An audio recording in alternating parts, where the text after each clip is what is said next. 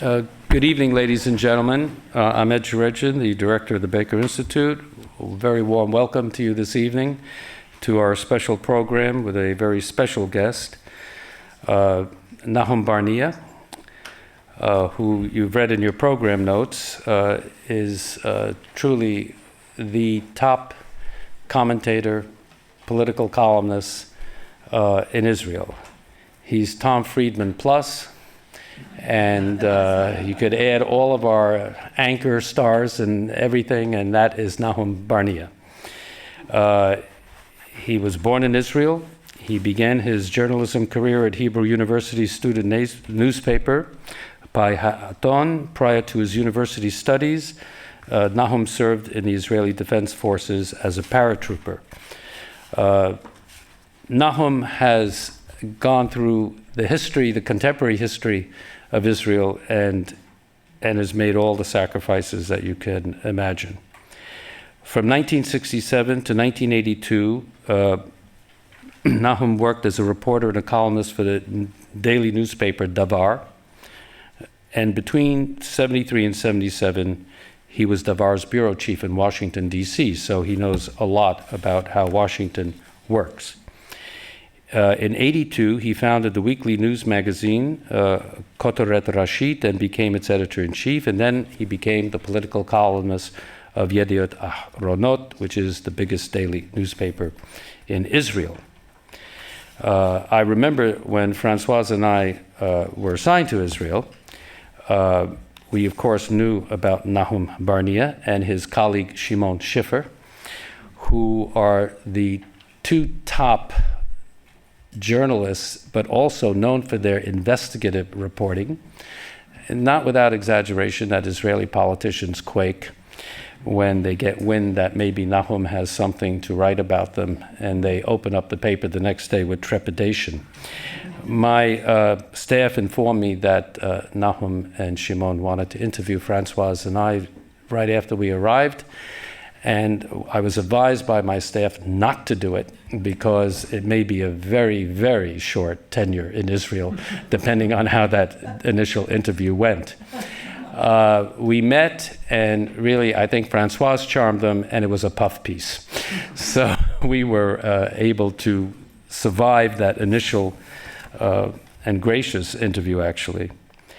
In 2007, the State of Israel honored Nahum Barnea with the Israel Prize for Communication. The judges who awarded the prize said, Nahum Barnea is a journalist who almost every young writer aspires to emulate. And they added, Barnea always insists on being there, close to events, even in places of social tension, even in wars and on days of terror attacks, even when his presence places his life in danger. Last year, he won yet another prize, the Maria Grazia Cutuli International Prize for Journalism. He's the author of several books that you have listed in your program. He has written an article recently, which I'm sure he will extrapolate on the title of his lecture tonight, Bibi Netanyahu's Government and Middle East Policy. And Bibi Netanyahu has put together a government that has so many ministers, it's hard to count them. And in this article that Nahum wrote just a week ago, he said, if the number of ministers is any indication, the photographer may have to relocate to a nearby soccer stadium where the ministers would be on the field of play and their bodyguards will fill the bleachers. So it's that type of acid wit and political insight that Nahum gives us. It's truly a privilege for us to have Nahum Barnea with us. Join me in welcoming him to the podium.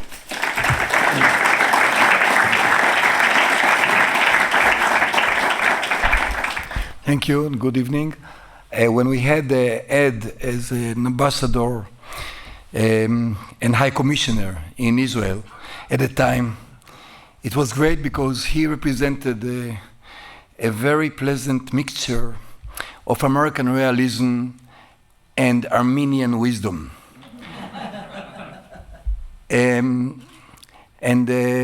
Unfortunately, it was too short. He went to Houston to found this beautiful Institute, and as always, we were the victims. I understand that Hanan Ashrawi was here, 2 weeks ago? As some of you know, Hanan Ashrawi used to be a member of the Palestinian parliament, and she is a very articulate speaker for the Palestinian cause. And some of you know, she started her career as an international speaker during the Madrid conference, and a person who answered her every day in daily conferences was the deputy foreign minister of Israel at the time, Benjamin Netanyahu. And both of them made a career out of fighting each other every day. I'm not going I don't have capacity, the wisdom, and the English to compete with Hanan Ashrawi. She's an English teacher, or she used to be. So I'll try my best, but it will not be the Israeli answer to Hanan Ashrawi.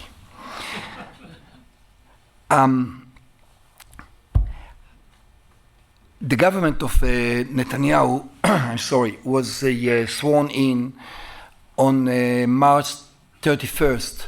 As a matter of fact, they dedicated tremendous efforts not to pass the midnight time because they were afraid to be sworn in on April's Fool Day.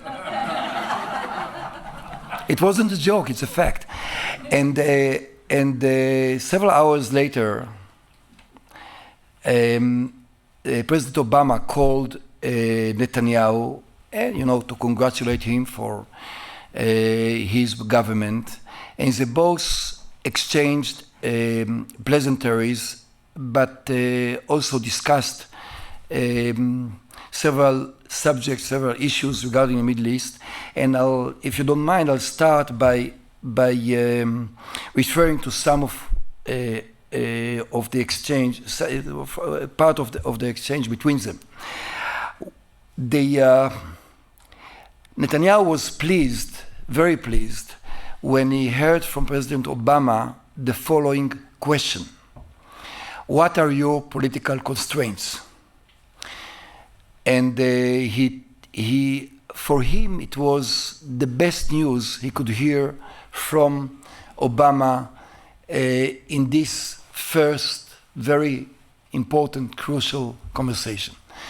And this is something I have to explain. Why, for an Israeli prime minister, the best news he can hear from an American president is a question regarding his political constraints. Because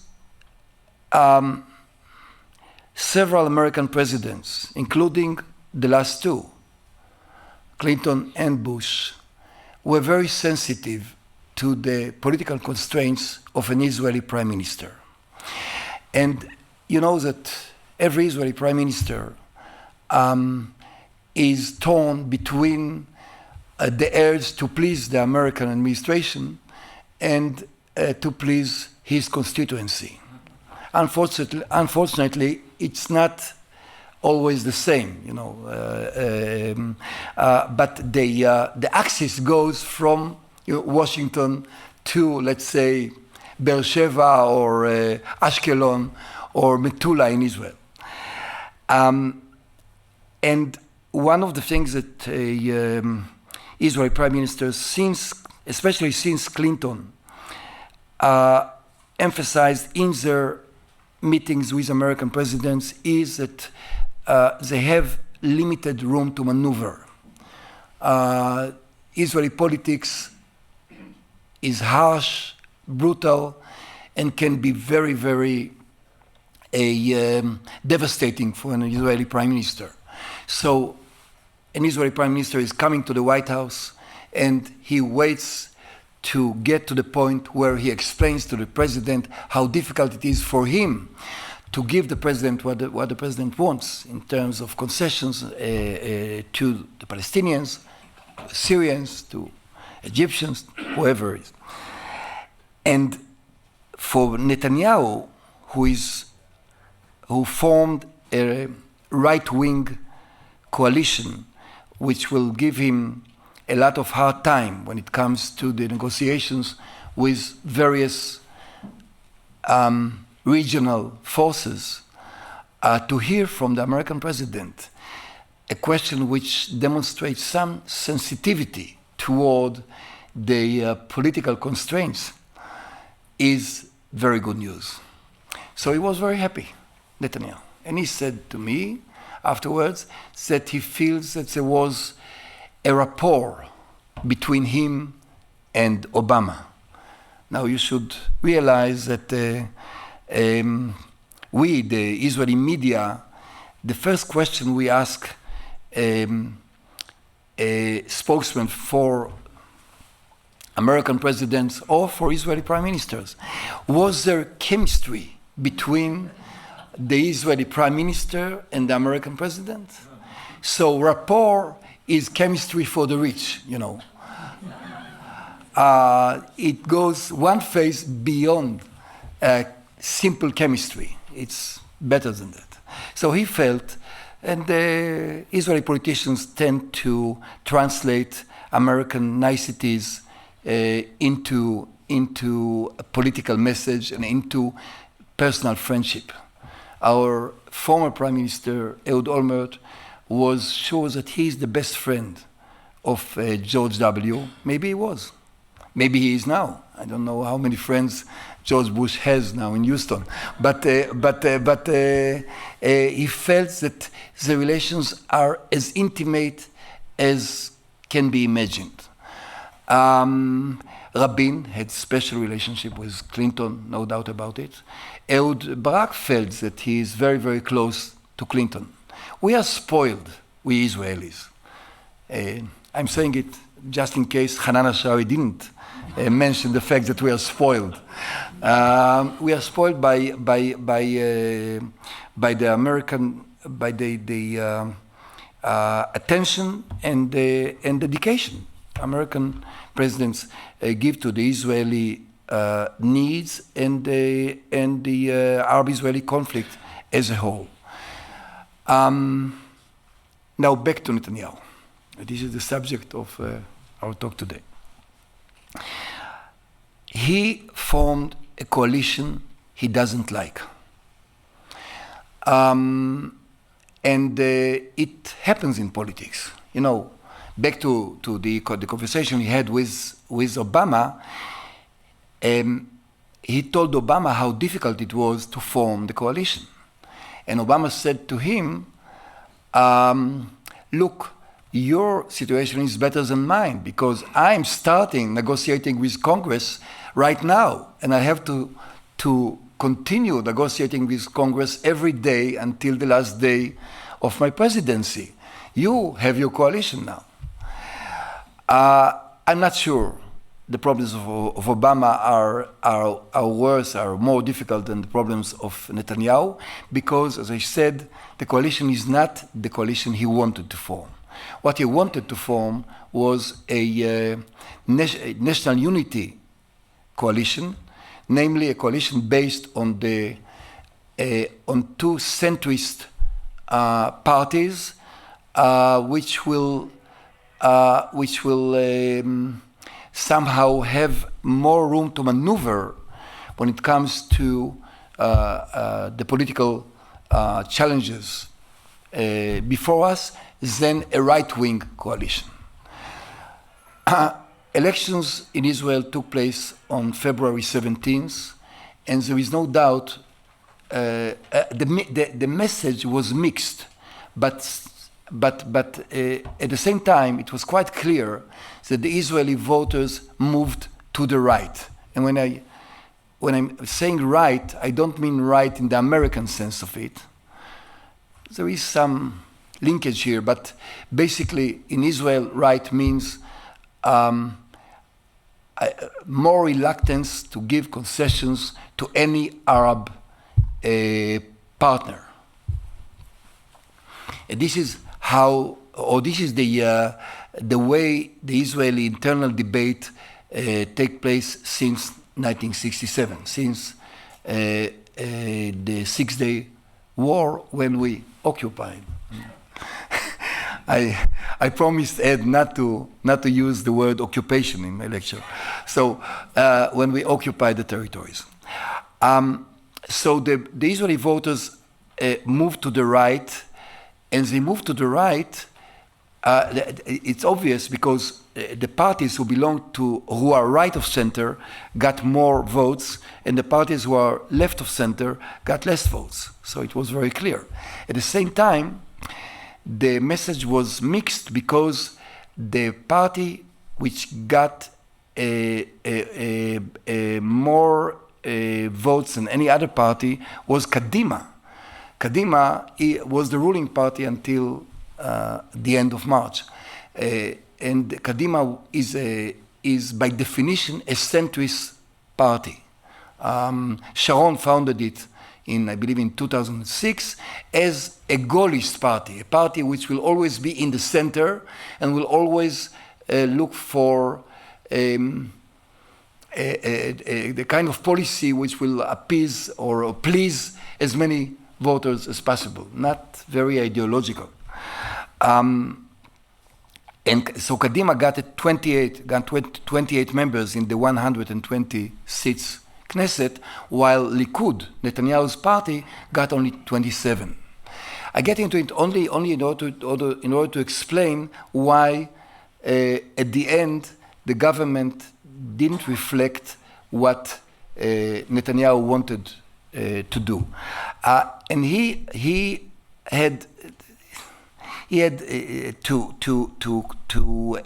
overcome several barriers, several problems.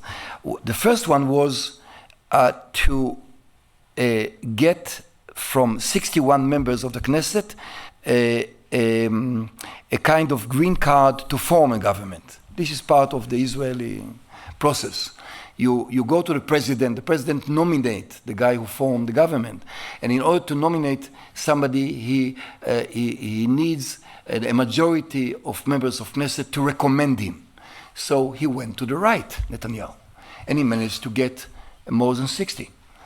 Then started his problems, because the leader of the Kadima party, Tzipi Livni, was willing to join the government and to take her 28 seats with her only on one condition, that the office of the prime minister will rotate.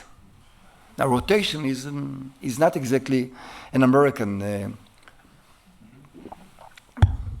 way to govern, I believe. It's not an ideal way to govern.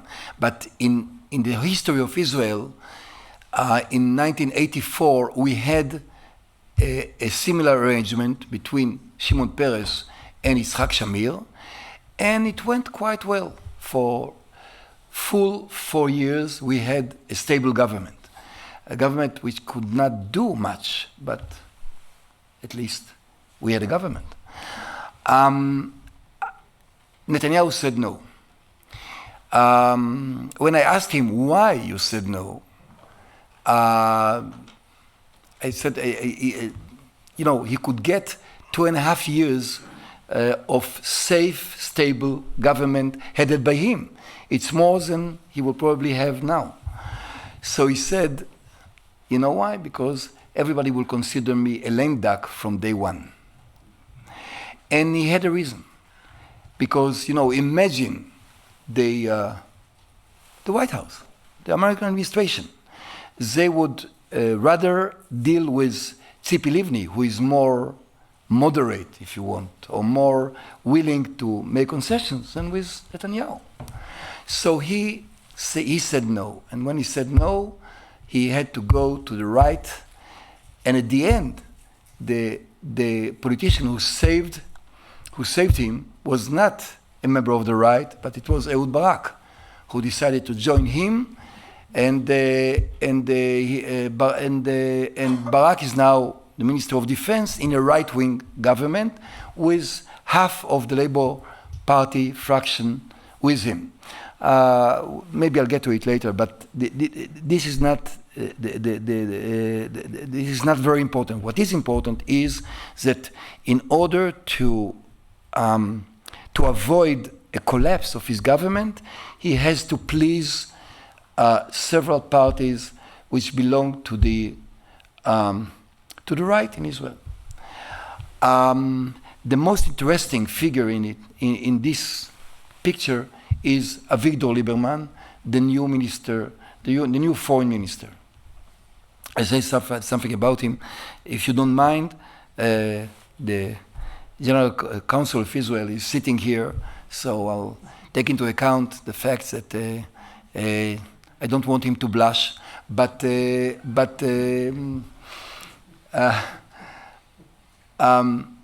say something about him. Look, Avigdor Lieberman is running a party which is based on, first of all, on Russian immigration constituency. Most of his voters are Israelis who emigrated from the former Soviet Union, and they feel that this is a sectorial party which represents their interest. They also, by and large, have very, very right-wing, or very, I would say, they have a very clear image of what they want Israel to do in the Middle East. And it means don't ever give up anything to the Arabs. But he was very successful in these elections. He got 15 members in the Knesset, not only because Russian Jews voted for him.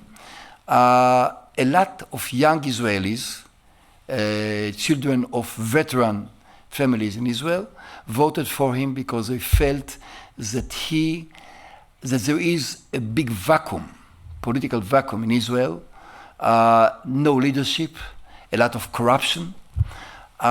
In other words, they were disappointed with the way politics are done in Israel, and they believed that he can deliver a kind of leadership, simple, blunt, aggressive, the kind of leadership they believed Israel should have. With this success, he went to negotiate with Tzipi Livni and with Netanyahu, and since Netanyahu needed him very much from phase one in order to recommend him to the president, Netanyahu made a lot of commitments toward Lieberman, not only in terms of power ministries his party members will head, but also in terms of negotiations and the foreign policy of Israel. And the fact that he is the foreign minister is, with the image he has in the Arab world, is another demonstration how far Netanyahu had to go in order to please him. The Egyptian foreign minister only yesterday, or the day before yesterday, attacked Lieberman personally and said that he will never be invited to Egypt. It's not exactly a pleasant beginning for an Israeli foreign minister. He will have also some problems here, because in his first speech as a foreign minister, he rejected the idea of the Annapolis declaration or statement. A statement made, I believe, it was November 2007, when we all were in Annapolis. It was very cold. And the whole idea of Annapolis was to shorten the process with the Palestinians, and Lieberman is not in a hurry regarding the negotiations with the Palestinians. So this was part of the problem. Now, if you ask Netanyahu, what is the main issue, or the only issue in foreign policy he cares about at the moment, he will give you a very, very clear answer. Iran, Iran, Iran, and Iran. This is the only issue, not only the most important issue, but this is, in his from his point of view, the only issue that really matters. And I'll explain, if I may.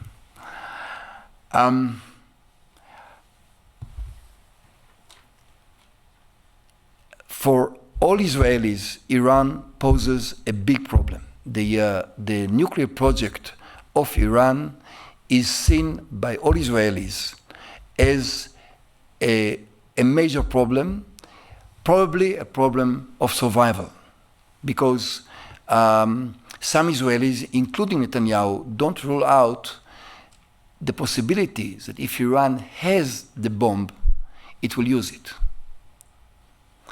Some Israelis don't believe that they will use it, but look at the problem from a strategic point of view. If Iran has it, it can change the whole balance in the region. Iran will use it in order to become a regional superpower, maybe a super-regional superpower. The Gulf states will have to change their policy toward Iran.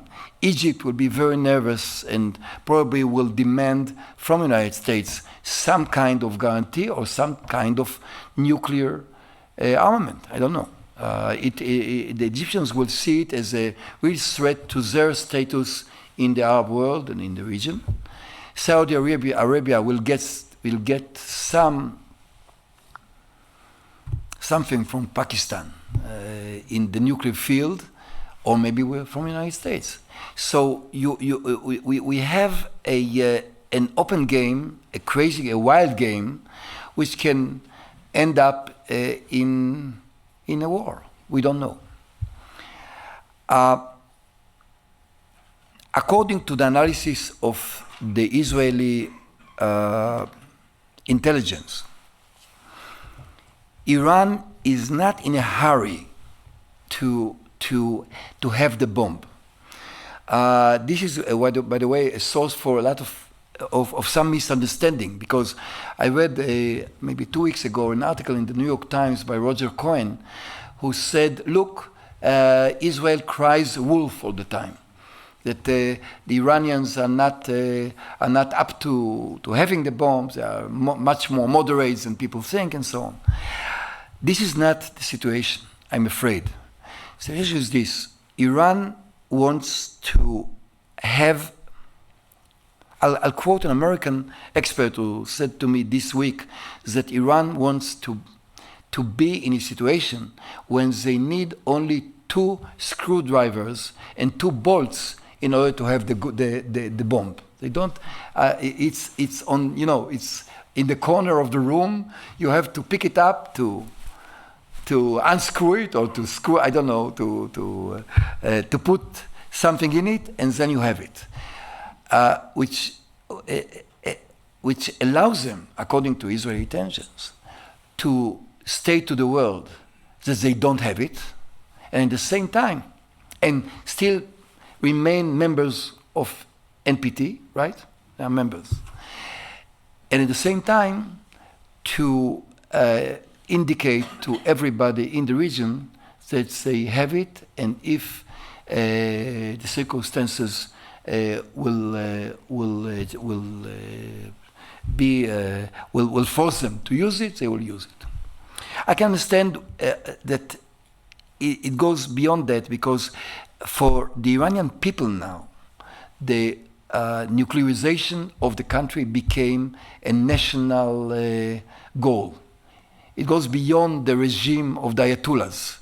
It became a kind of national pride. What Israel was trying to do so far is to delay the process. And we had some success in doing it through clandestine activities. The Mossad was involved. I'm not telling any secret here. In 2003, they suspended the project for a while because they had problems. And hopefully some of the problems came from our side.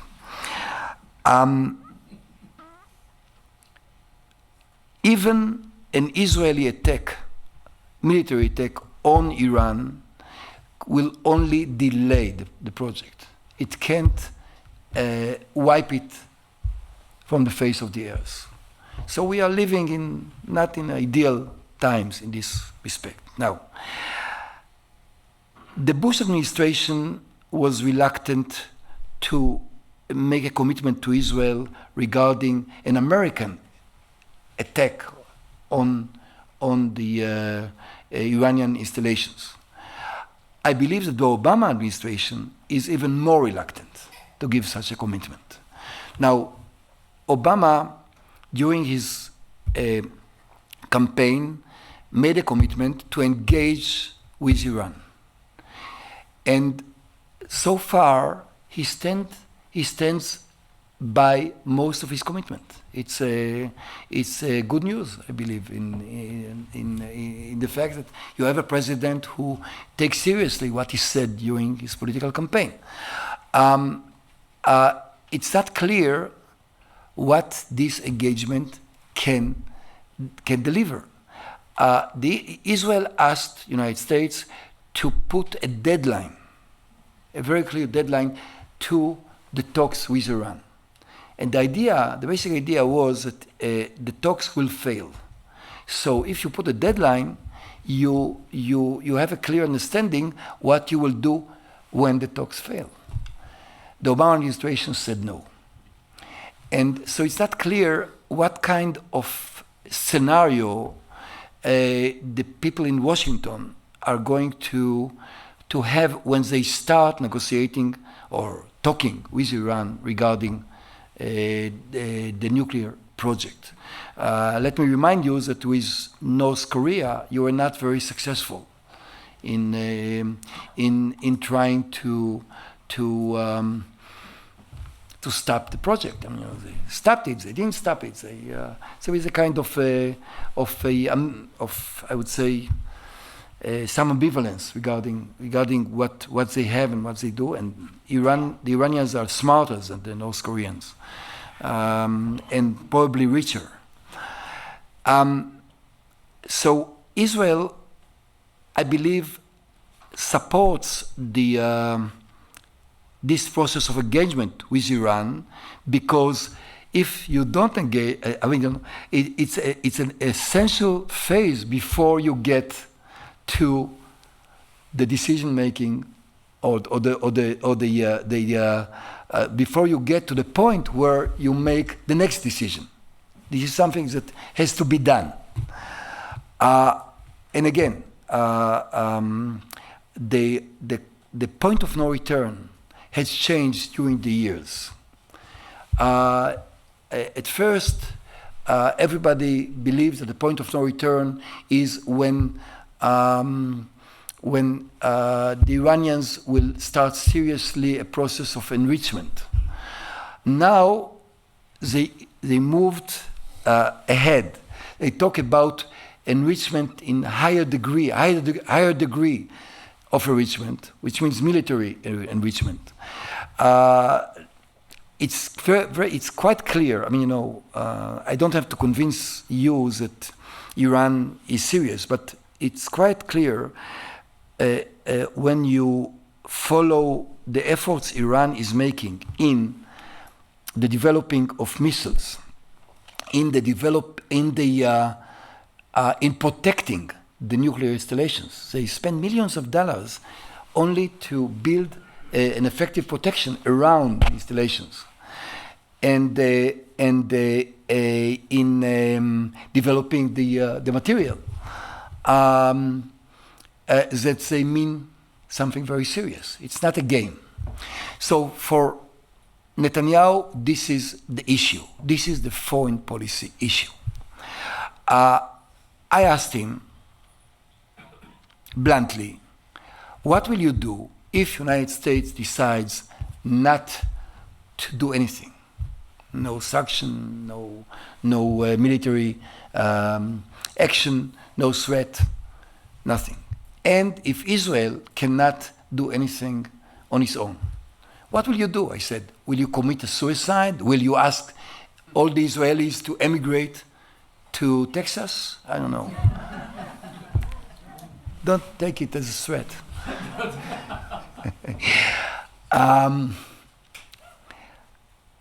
He said, no, we'll develop a new strategy, a strategy of mutual deterrence.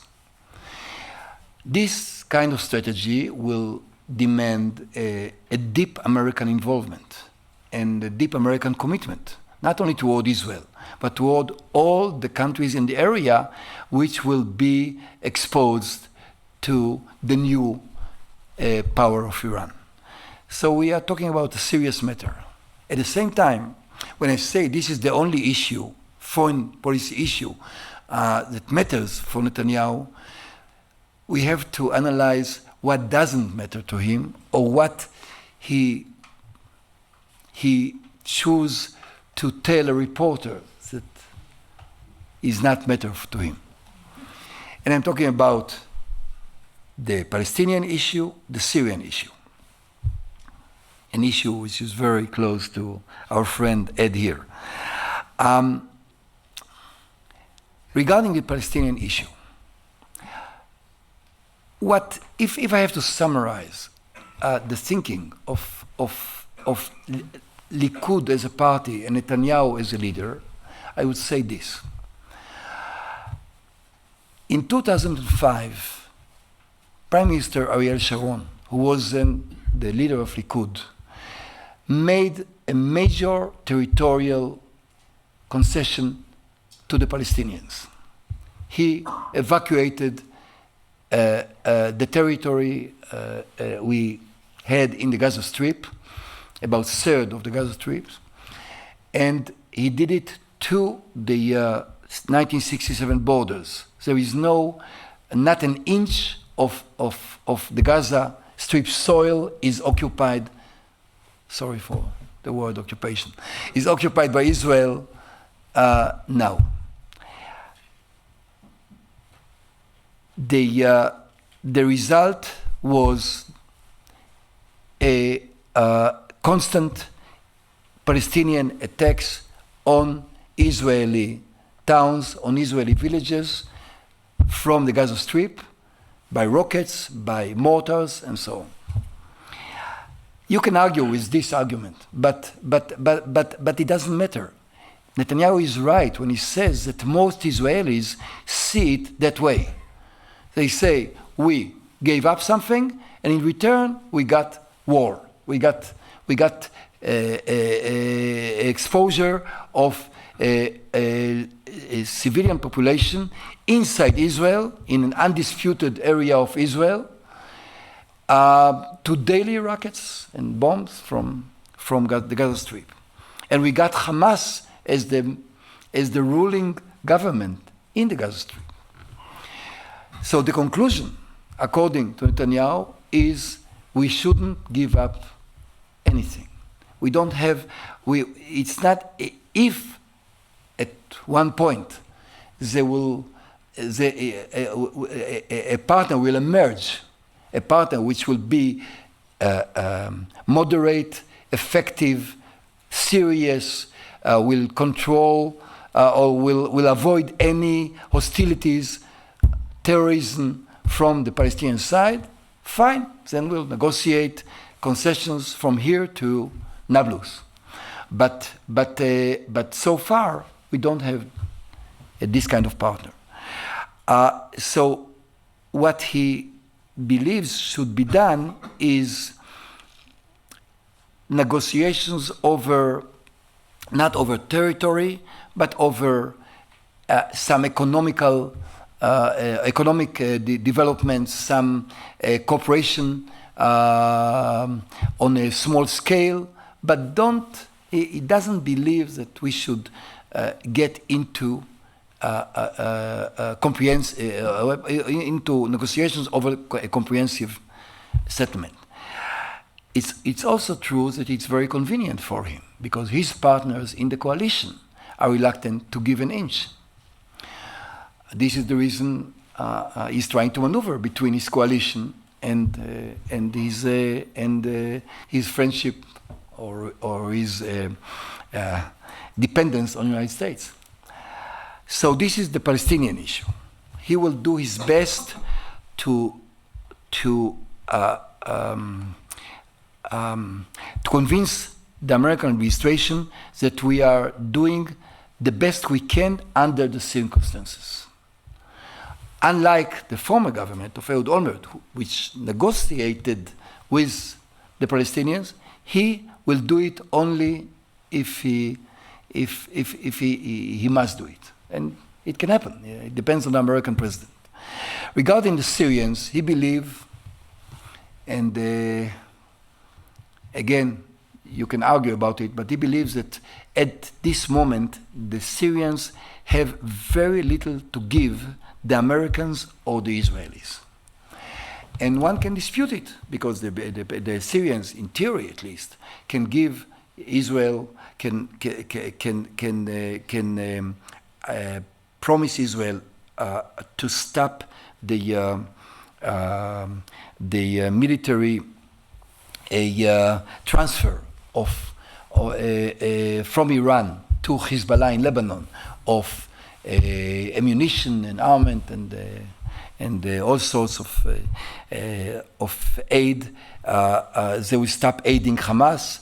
They will stop hosting terrorist Palestinian organizations, and they will be, for the United States, a great a diplomatic success to move Syria from the Iranian bloc to the Western bloc. Let me remind you that the only clear, tangible success of the American diplomacy during the Bush administration was the sea change in the Libyan position. Libya, Gaddafi, the leader of Libya, stopped his nuclear project and moved from one side of the, let's say, of the axis of evil to the other side. If Syria will do a similar coup in its policies, fine. This is not what Bashar Assad is saying when he speaks on record. And all of us know that in the Middle East, leaders, when they want to lie to you, they speak off the record. When they want to say the truth, very often they speak on the record.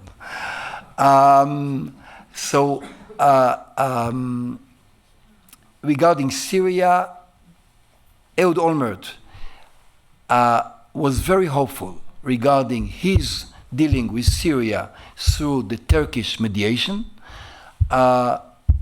Netanyahu has a different opinion about the subject, or to put it, okay, I understand that. I want to correct myself. He is very clear in telling people at this moment that he is not going to negotiate with Syria. He is not interested. It can change. And to sum up the message from this new government and this new prime minister, I believe that it looks like stonewalling in a way, especially the speeches made by Lieberman in recent days. I believe that more than that, it's an effort to widen the room to maneuver. Since the government is really the wrong government, if you want to negotiate seriously with the other side, in order to widen the basis, Netanyahu has, in his opinion, has to start from a very low platform.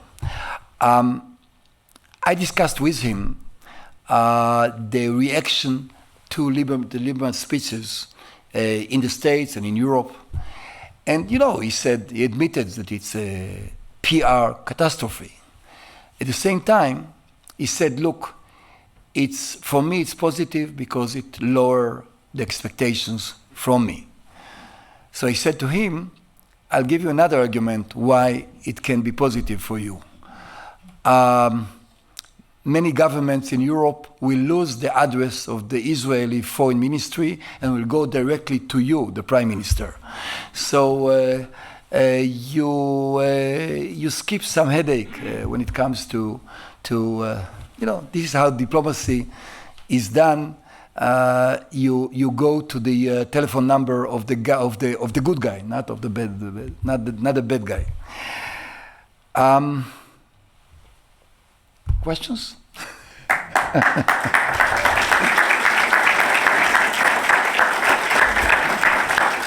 Thank you very much, Nahum. The floor is open to questions. Please, gentlemen there. This is, I think, probably a two-part question. Is it possible that the whole concept of a two-state solution is out of date, and that, particularly with the experience of what happened in Gaza, so is it possible that we're all relying on an illusion that it has very little basis in realism? And the second part of the question is, among the population, not the government so much, but among the population of the Israelis, is there still a strong support for a two-state solution? Okay. What is the opposite of a two-state solution? I don't know. Let me give you two options. One is one-state solution. The other option is no solution. And it's not a joke, I mean it seriously.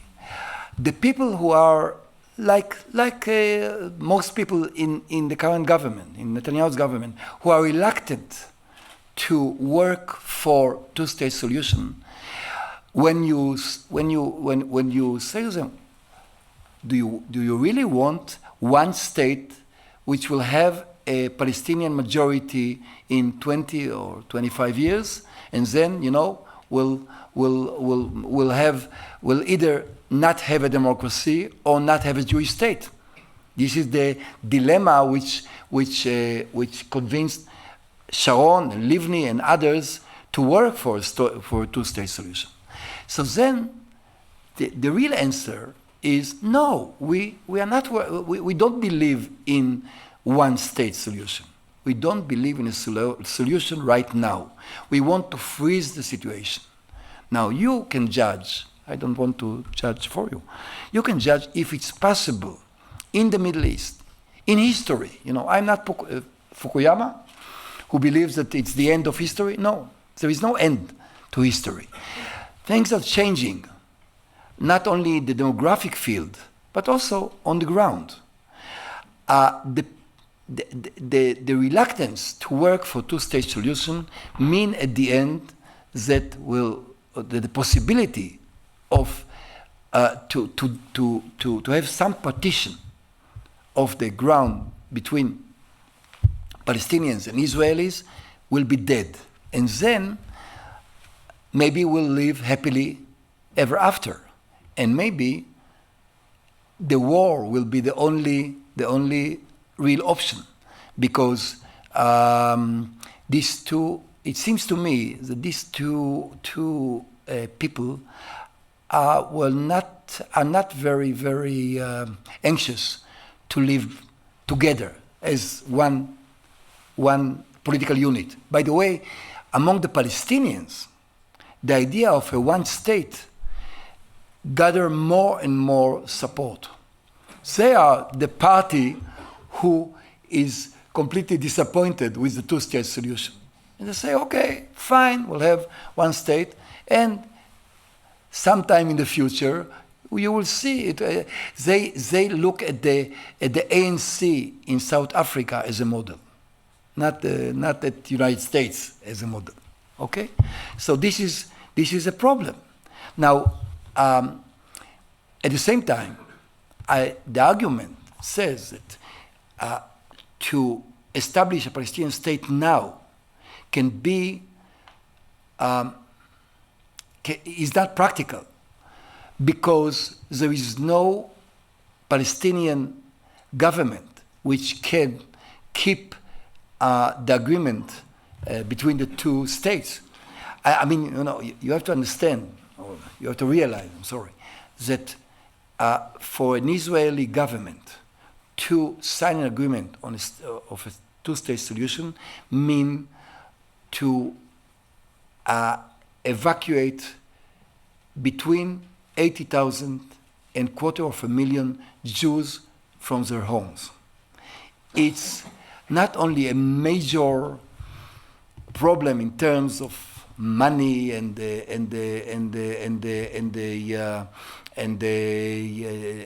very, very it's a major national project. We still didn't solve the problem of 8,000 Jews who had to leave their homes in the Gaza Strip. But it means probably a civil war, some sort of civil war, because these people who live now in the West Bank, many of them live there because they believe religiously that they have to be there. It's not only that they bought a house for a cheaper price or something. They really believe in it. So, several Israeli prime ministers, I think mainly on Ehud Barak, very shrewdly made the argument that the United States should not pressure him to evacuate an illegal outpost somewhere or an illegal settlement somewhere, because we are in the middle of negotiations that will end up in a big, big drama. Why should we spend our energy on one settlement here, on one outpost there, and so on? The Netanyahu government cannot use this argument because they are reluctant. They are reluctant to evacuate settlements because of ideological reasons. The fact is that the two-state solution is mixed with the question of the Jews who live in the West Bank. You cannot have it both. Not 100%. You cannot have it. So it's a very, very hot political issue, notwithstanding your question. I mean, it goes beyond what you said. Yes. How can you make peace as long as you have Hamas? I'm sorry, How can you make peace as long as there's Hamas? No, we can't. No, we can't make peace with Hamas. The question is not the existence of Hamas, but the power of Hamas. The whole negotiations with the Palestinians was based on the assumption that the Palestinians will be governed by a group which will recognize the state of Israel. Hamas doesn't recognize the state of Israel. They are ready to have a ceasefire, some sort of ceasefire with Israel, some sort of armistice, but not to recognize the existence of Israel. Israel is not negotiating with Hamas. So this is part of the argument against negotiations, because Hamas is now ruling the Gaza Strip. You cannot imagine, there is no point in making a comprehensive agreement with, let's say, Fatah on the West Bank and leave the Gaza Strip as if it is really irrelevant. This is not how the Palestinians see it. They see it, they look at the Palestinian entity as a whole, not as a portion or districts. So at the end, any agreement will be implemented only if Hamas will not be a powerful or not control any part of Palestine, or Hamas will change. Yes, but you won't have peace. Let's say you have a Palestinian state and you have Hamas in Gaza. You're still not going to, Israel won't have peace. Right. This is exactly what I'm saying. I'm saying that we cannot implement any Even if we have an agreement, we cannot implement it as long as Hamas controls part of the Palestinian entity. In his conversation with President Obama, did President Obama mention the Saudi plan, which I keep reading the American government is resurrecting?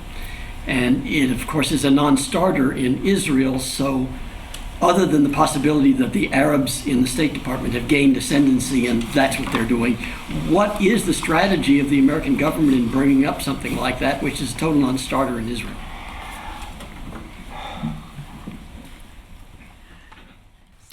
I'm going to contradict myself, if I may. Okay.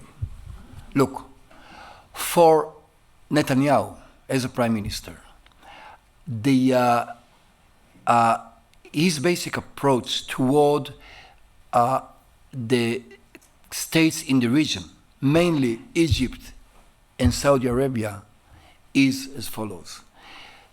Israel, Saudi Arabia, Egypt, Jordan have one common interest: to stop Iran. And this should be the platform for new cooperation or new kind of understanding. It will be more correct. Understanding between Israel, Saudi Arabia. He went to Davos as a leader of the opposition and wanted very much to meet the Saudis there unofficially. He believes that this can be I don't know what will happen if we solve the Iranian problem, but the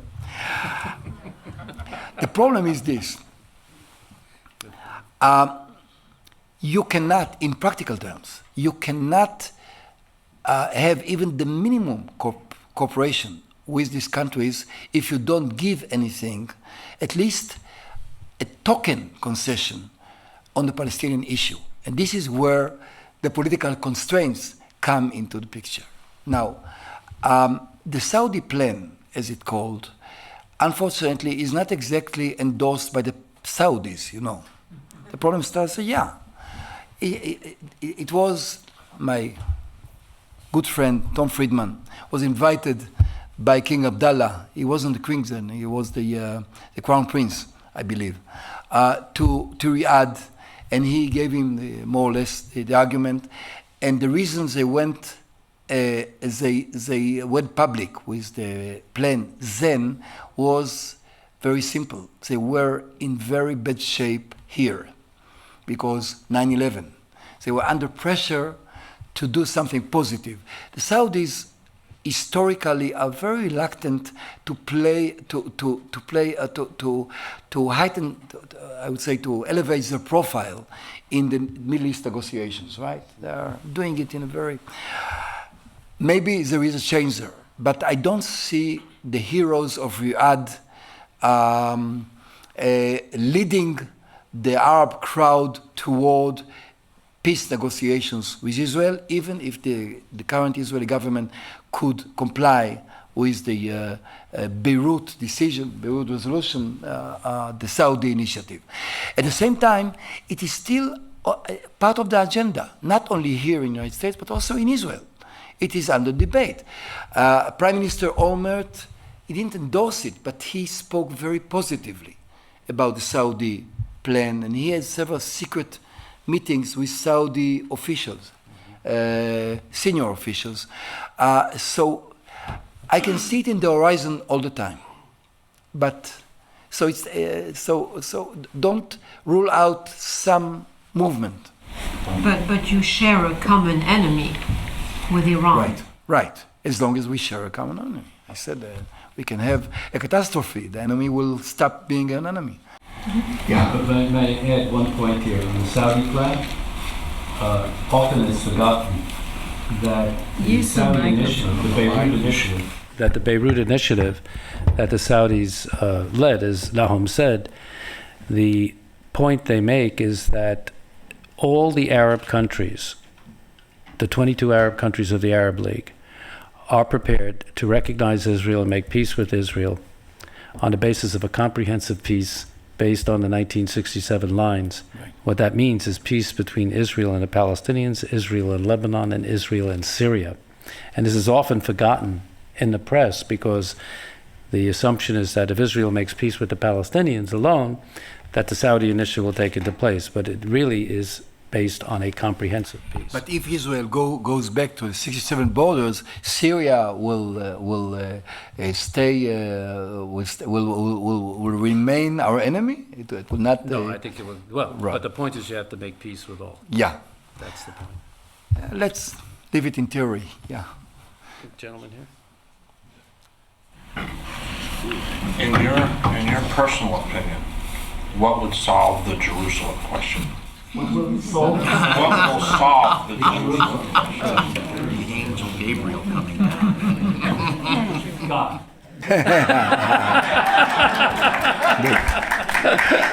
Look, I live in Jerusalem, and for me, Jerusalem is a big question, not only regarding the Palestinians who are our neighbors there. It's a very complicated question.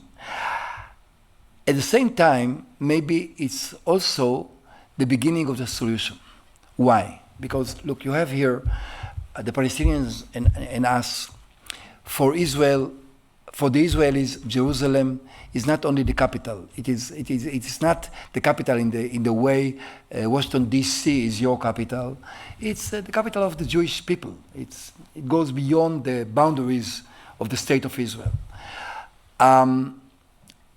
We were quite happy, by the way, in Jerusalem until '67 when it was divided.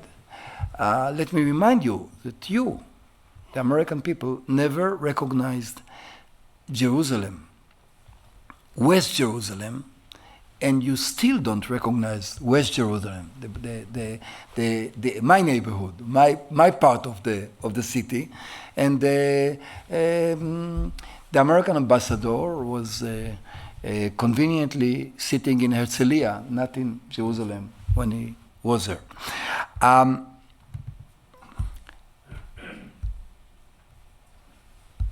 Why I believe that Jerusalem is the key for a solution? Because there is no way you can separate the Arab population of Jerusalem from the rest of Palestine. It will be not only brutal, it will be silly, it will be stupid. At the same time, so if you can't separate it, you can't have, you can't create two ghettos, a Jewish ghetto and a Palestinian ghetto. You have to have a city which will be good enough for two people and will have links to the mainland. It's not an island, but to Israel on one side and to Palestine on the other side. It's complicated, but sometimes life make things or force life impose itself on the people. In Jerusalem, the Palestinians are better off than in the West Bank because they have jobs, because they enjoy Israel's social security. And Israel, we have a better health program than you Americans, and they all enjoy it. It is so clear and blunt that when Israel started to build the fence between Israel and the West Bank in 2002, 2003, and there is a kind of fence. Sometimes it's a concrete wall between Jerusalem and the West Bank. A lot of Jerusalemite Palestinians who lived in the West Bank, because it was cheaper, moved back to Jerusalem in order to avoid the situation when they will be left out. They want to be part of Jerusalem and part of what they can get from Israel. So maybe, but you need a lot of creativity, imagination. Maybe you need a James Baker to solve this problem. I won't do it now. You know quite a lot about American politics. Can you envision this administration pressuring the government of Israel, and I don't just mean the Netanyahu government, but any government of Israel in any direction toward peace?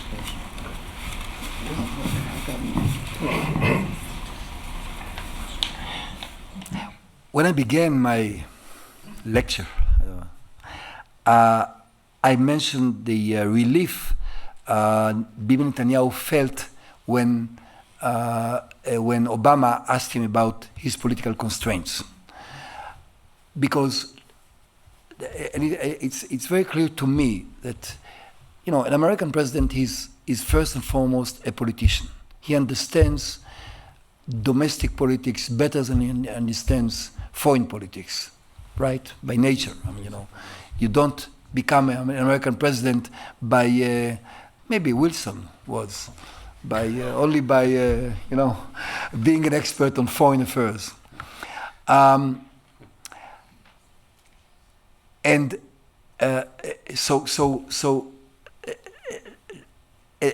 also, American presidents tend to feel comfortable with the problems of democracies. They understand democratic regime. They understand that a government in a democracy have problem, and you have to convince. You always operate in a coalition. Even if in the United States you need a coalition, if not in the cabinet, on the Hill, you have to negotiate all the time. They don't understand how sensitive dictators are. You mentioned it in your book, I believe. How sensitive dictators are to public opinion and to various political powers in the state. They don't understand it. They believe that a guy like Assad can decide to have peace in Israel and ignore the reaction by the public, or Mubarak, or Khamenei. But they understand why Netanyahu has a problem. I can tell you that Ram Emanuel, and names that I guess most of you know now, I remember he's a very lovable person. And I remember coming to him. No, really, I like him. No, some people don't. I like him very much. And I remember coming to him during the Clinton administration, and he invited me to his beautiful room in the West Wing of the White House in order to discuss with me the problems Rabin had with a certain member of the Shas party, ultra-Orthodox party, which revolted against the policies of Yitzhak Rabin. And I said to him, "You are sitting here, the White House. I come there. I feel, you almost taste the power of the United States when you get there, and you deal with Yair Levy, a guy, as a junior league guy who ended in jail, by the way. But he was interested. It amused him. He liked the game. Clinton was a great expert on Israeli politics. So coming back to the question, I'm sorry I went so far, but coming back to the question, what is pressure? Next to me stands a guy who knows more than me how to pressure the Israelis. I can only, feel the pressure from the other side. But how to. I can remember only one. I'll tell you a story, a very short one. There was an ambassador, an Israeli ambassador to Washington by the name Simcha Dinitz, the late Simcha Dinitz. And Dinitz, who was basically a member of the Labour Party, remained as ambassador for about 9 months after Menachem Begin won the elections and became the first right-wing prime minister of Israel in 1977. So naturally, like an ambassador, as an ambassador, he accompanied Begin to a meeting with President Carter at the White House. It's a story Dinitz told me, and he won't deny it because he passed away.